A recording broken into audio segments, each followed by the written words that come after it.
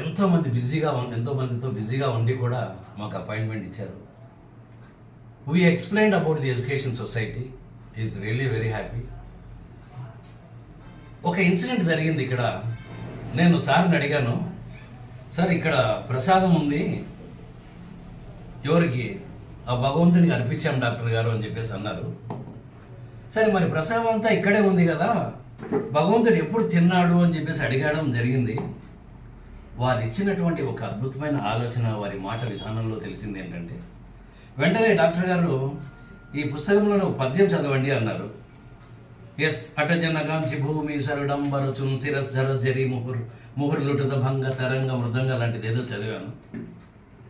చదివితే మరి పుస్తకంలో ఉన్నటువంటి పద్యం అక్కడే ఉంది కదా, మరి ఆ భావం నీ మనసులో ఎలా వచ్చింది అన్నారు. Yes, this is the right opportunity.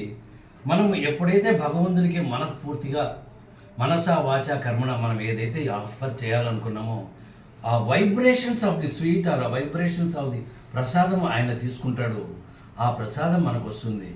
పద్యంలో, ఈ పేపర్లో ఉన్న పద్యం అక్కడే ఉంది, కానీ ఈ భావం ఎప్పుడైతే మనసులోకి వచ్చిందో అక్కడే పవిత్రమైనటువంటి భావము అన్న ఫీలింగ్ నాకు రియల్లీ ఇక్కడికి వచ్చిన తర్వాత అర్థమైంది సార్.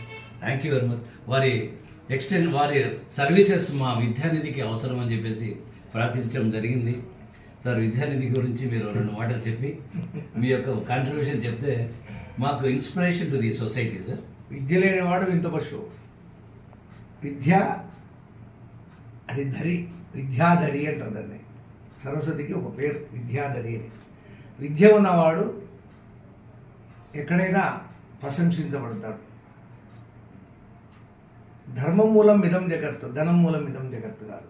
ధర్మాన్ని అనుసరించడమే ధర్మం, అదే మిదం జగత్తు. ధర్మం మూలం మిదం. విద్య విదేశ బంధువు, ధనం స్వదేశ బంధువు. విద్య ఉన్నవాడు ఎక్కడైనా గౌరవించబడతాడు. విద్య లేనివాడు ఎంత పశువు. ఎందుకంటే చదివి సావంగనేటికి సావు లేనటువంటి చదువు చదవాలి అన్నాడు. అది ఎక్కడ దొరుకుతుంది?